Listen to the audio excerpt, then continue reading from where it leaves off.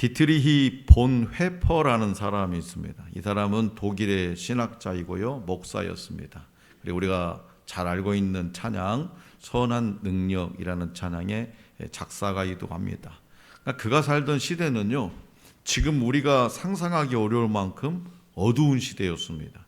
히틀러가 권력을 잡고 유대인들이 잡혀가고 수많은 사람들이 학살당하고 사람들이 이유 없이 사라지던 시대였어요. 그러면 그때 교회는, 그 교회는 독일에 많이 세워진 그 교회는 어떻게 했을까요? 놀랍게도 많은 교회들이 이렇게 말했어요. 우리는 정치에 관여하지 않습니다. 조용히 믿으면 됩니다. 괜히 나섰다가 피해를 보면 안 됩니다. 그러니까 이 말은요, 겉으로 보면 맞는 말 같습니다. 지혜로운 말 같고 신중한 말 같고 믿음을 지키는 것처럼 보입니다. 그러나 그 결과는 무엇이었습니까? 교회는 침묵했고 악은 점점 커져갔습니다. 그때 본 회퍼는 외칩니다. 침묵하는 교회는 이미 교회가 아니다. 악 앞에서 침묵하는 것은 그 악에 동조하는 것이다. 본 회퍼, 그는 이 말을 그냥 한 것이 아닙니다. 그는 실제로 행동했습니다. 목숨 걸고 히틀러의 그 정책에 반대하는 설교를 했고 신학교를 세웠습니다. 끝까지 복음을 박해하는 그 나치 정권에 맞서서 복음의 진리를 외쳤습니다. 결국 그는 체포됩니다. 감옥에 갇힙니다. 많은 고통과 어려움을 겪습니다.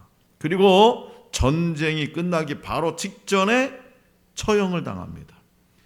처형장으로 끌려가기 직전에 그는 이렇게 말합니다. 이것이 끝이 아니라 시작입니다. 이것이 끝이 아니라 시작입니다. 성도 여러분, 자, 같은 시대를 살았지만, 똑같은 시대, 동시대를 살았지만 누군가는 침묵했고 누군가는 외쳤습니다. 누군가는 안전을 선택했고 누군가는 진리를 선택했습니다. 그리고 우리는 압니다. 역사는 침묵한 사람들을 기억하지 않습니다. 그러나 외친 사람은 기억합니다. 오늘은 종려주일입니다. 예수님께서 예루살렘에 입성하실 때에 수많은 사람들이 외칩니다. 찬송하리로다 주의 이름으로 오시는 왕이여. 찬송하리로다. 호산나 호산나 다윗의 자손. 그런데 이 찬양이 계속 이어지지 않습니다. 누군가는 외치고 있고 누군가는 그것을 막으려고 안간 힘을 씁니다.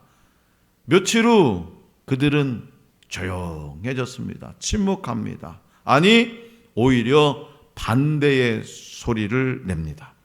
자, 그렇다면 그들의 찬양은 왜 멈췄을까요?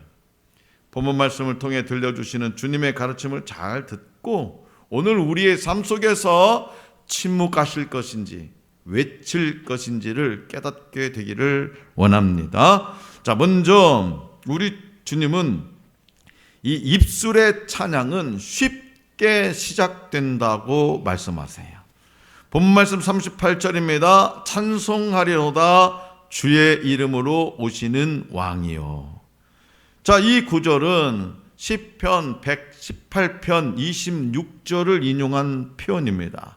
여기서 주의 이름으로 오시느니 라고 하는 것은 하나님이 보내신 자를 뜻하고, 왕은 단순한 지도자가 아니라 메시아 선언을 의미합니다. 다시 말해서 사람들은요, 지금 예루살렘 성에 딱 나타난 그 예수님을 왕으로 인정하는 고백을 하고 있는 거예요.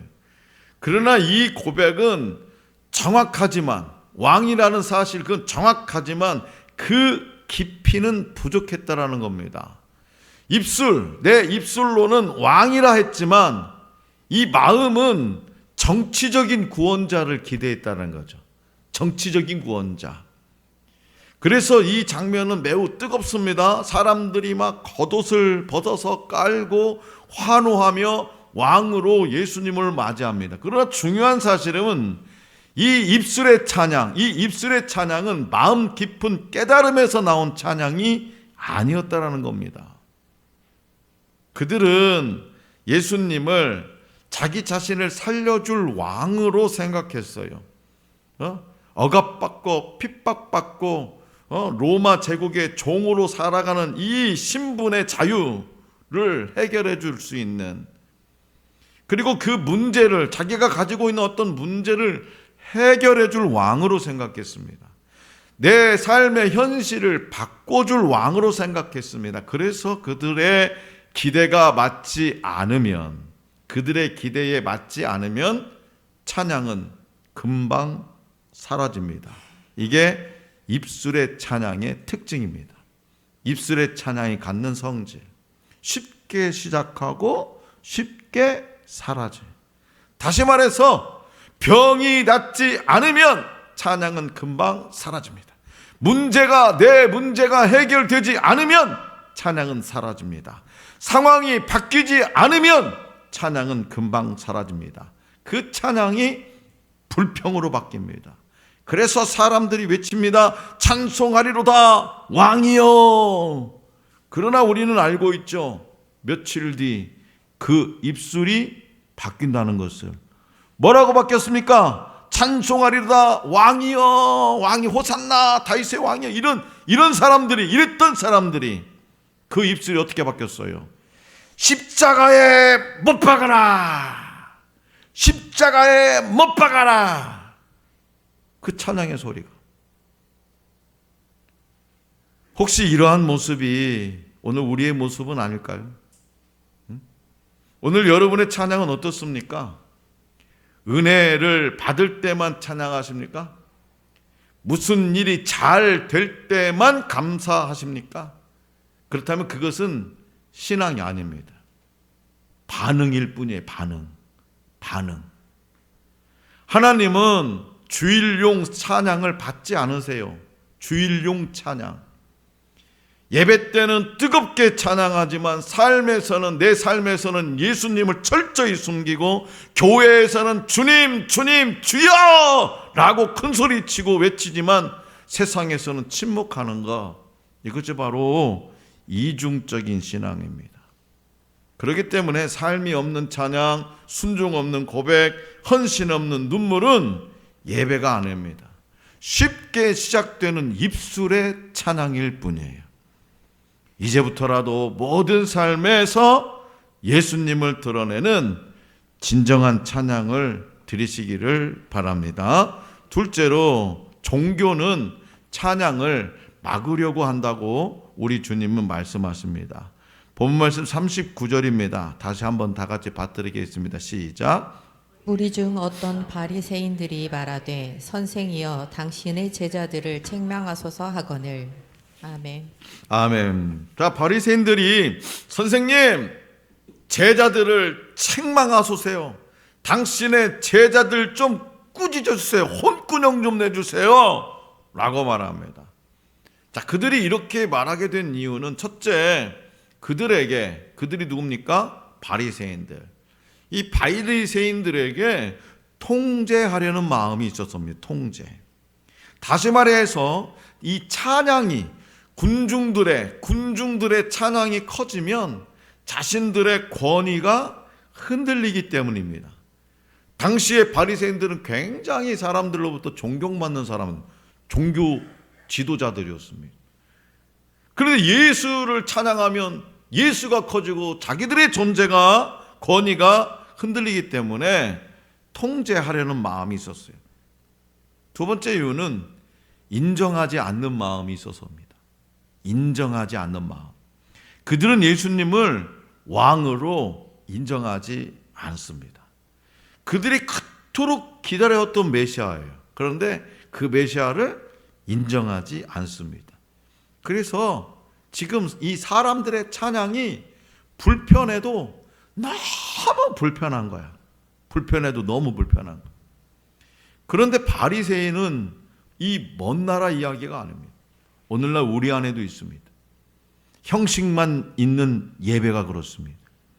마음이 없는 신앙과 열정을 부담스러워하는 태도가 바로 그 모습입니다. 너무 그렇게 믿지 마. 그냥 적당히 해, 적당히. 그냥 극성스럽게 주구장창 교회에서 사냐, 너는. 꼭 그렇게까지 할 필요 있냐? 응? 성도 여러분, 그렇다면 오늘 여러분들은 교회 공동체나 여러분들의 삶의 자리에서 찬양하는 사람입니까? 아니면 찬양을 시키는 사람입니까? 찬양하는 사람입니까? 찬양을 시키는 사람입니까? 더 무서운 것은요, 내 안에 바리새인입니다. 내 안에 바리새인. 내가 스스로를 제한해. 내가 통제한다는 거지, 내 스스로가. 내가 내 신앙의 온도를 낮춰. 인정하지 않는 거지. 온도를 낮춰. 적당한 신앙은요, 결과가 뭔지 아세요? 적당한 이 거리를 두는 신앙은 결국은 배반으로 갑니다. 배반. 멀어져요. 멀어져. 처음에는요, 절제처럼 보이지만 결국은 타협이 된다는 거죠. 타협. 이 정도면 됐지. 이 정도면 됐지. 내가 내 과거를 봐도 이 정도면 내가 주일날 예배당 가는 것만 해도 어디냐. 옛날에는 내가 맨날 놀러 다녔는데 하나님 없이 살았는데 이 정도만 됐지. 내 안에 있는 바리새인.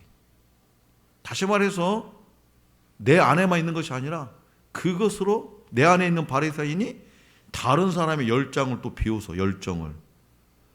아이고, 박형경 목사는 뭔다고 그냥 필리핀까지 가가지고 그걸 하겠다고.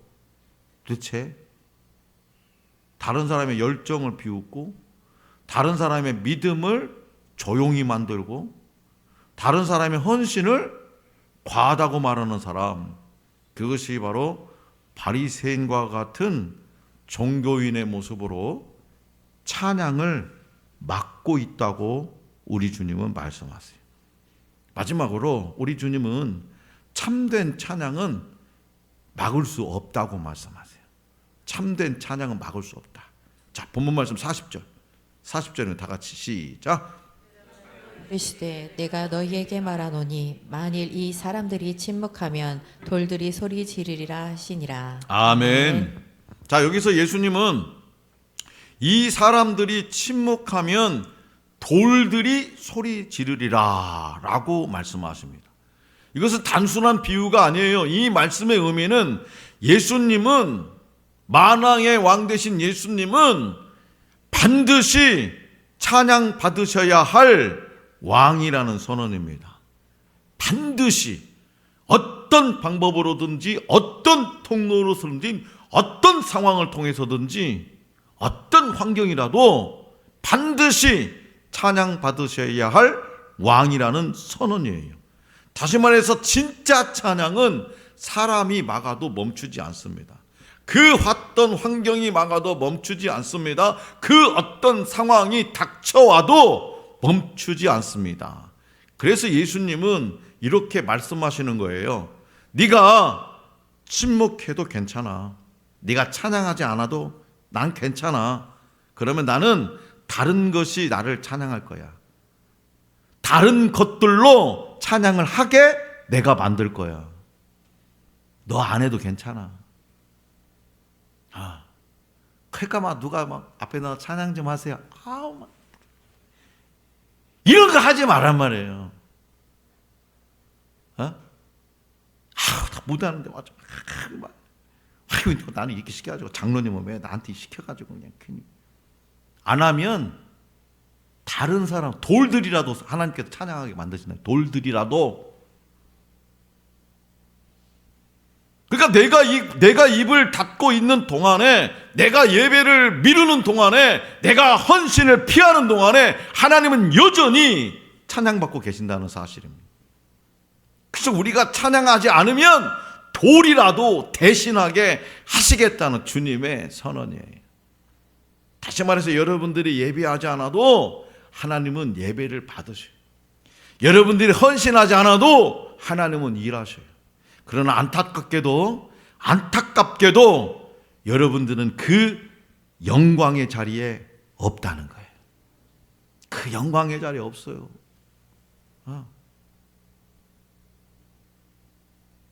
그렇다면 그 자리를 지금 누가 대신하고 있습니까?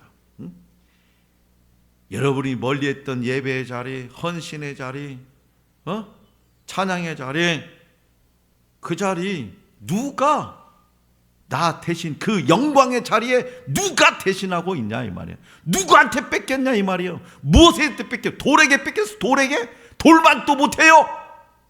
돌. 하나님이 쓰시려 했는데 내가 거절한 자리를 지금 누가 대신하고 있냐 이 말이에요. 내가 순종했어야 했던 기회, 내가 외쳐야 했어야 했던 그 순간을, 외쳤어야 했던 그 순간을 누가 대신하고 있냐 이 말이에요. 가끔 큰 아이들하고 이런저런 통화를 하면 우리 특히 둘째 아들이, 아버지 강단에서 정치 얘기하지 마, 정치 얘기. 지 아버지 성향을 알으니까 그러지. 저 안 하죠. 안 합니다. 왜요? 저는 우리 애들 말 잘 들어요. 하나님이 제일 무섭고, 두 번째가 우리 같이 사는 아내분이고, 세 번째로 무서운 게 자식들이에요. 그러니까 남자들은 다 공감해요. 남자가 나이를 들면 들수록 계속 서열이 내려가. 계속. 그나마 우리 집에는 강아지도 안 키우니까 다행이야. 강아지 있으면 강아지 밑에야. 강아지 있으면, 고양이나 강아지 있으면 그래 내가 절대로 안 키워. 한 단계라도 유지하려고 더.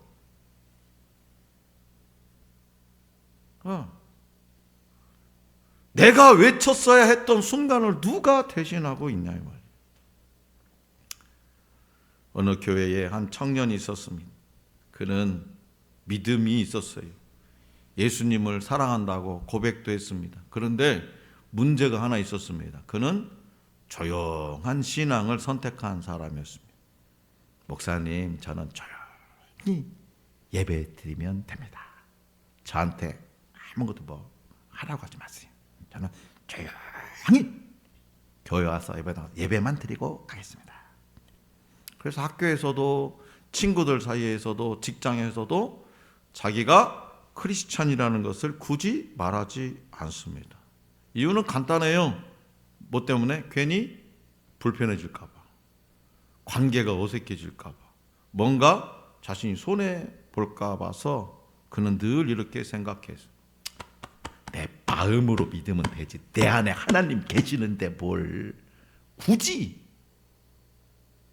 마음으로 믿으면 되지. 어느 날 그의 가장 친한 친구가 힘든 시간을 보내고 있었어요. 삶이 무너지고 있었고, 누구에게도 말하지 못하고 있었고, 속으로 막 무너지고 있었습니다. 그런데 그 청년은 그 친구의 사정을 너무나도 잘 알고 있었어요. 지금 저 친구에게 필요한 것은 예수님이다. 지금 저 친구에게 필요한 건 예수님이다. 이렇게 말해주고 싶었습니다. 기도해주고 싶었습니다. 그런데요, 입이 떨어지지 않아요. 왜? 훈련이 안 돼 있으니까. 조용히 예배만 드리고 왔다 갔다 있으니까 입이 떨어지지 않아. 지금 말하면 이상하게 생각하진 않을까? 괜히 부담스러워하면 어떡하지? 라는 생각이 들기도 합니다. 결국 그는 아무 말도 하지 못했습니다. 그렇게 시간이 지나고 그 친구는 점점 더 멀어졌고 연락까지 끊어졌습니다. 그리고 어느 날 그는 이런 말을 그 누군가로부터 듣게 돼요. 그때 누가 한 번만이라도 나한테 말해줬으면 좋았을 텐데. 그 친구가 한 말이에요. 친한 친구가. 누구에도 전달된 이야기. 그때 누가 나 그때 힘들 때 누가 한 번만이라도 나한테 말해줬으면 좋았을 텐데. 그 청년은 그 자리에서 무너집니다. 왜 나는 그때 말하지 못했을까? 왜 나는 침묵했을까? 왜 나는 예수님을 숨겼을까? 사랑하는 성도 여러분, 이 이야기가 혹시 우리의 이야기는 아닙니까? 말할 기회가 있었는데, 전할 순간이 있었는데, 외칠 시간이 있었는데 우리는 침묵하지 않았습니까? 오늘 우리에게 주신 말씀은 단순합니다. 단순해요. 그러나 매우 무겁습니다.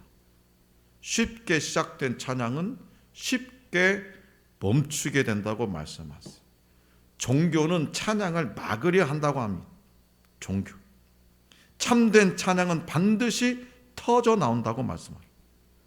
그렇기 때문에 종료 주일은 단순히 호산나를 외치는 날이 아니에요. 내가 침묵할 것인지 외칠 것인지 결정하는 날입니다. 그래서 오늘 다시 한번 예수님이 저와 여러분들을 바라보시면서 물으십니다. 너는 왜 침묵하고 있느냐? 오늘 다시 한번 주님이 말씀하십니다. 하늘소망교회 박현규 목사와 성도들아, 너희들이 침묵하면 돌들이 소리 지르게 하리라. 그러므로 돌이 대신 외치는 인생이 아니라 저와 여러분들이 외치는 인생이 될 수 있기를 원합니다. 그 어떤 형편과 상황이 아니라 진리로 주님을 높이는 우리 모두가 될 수 있기를 간절히 기원합니다.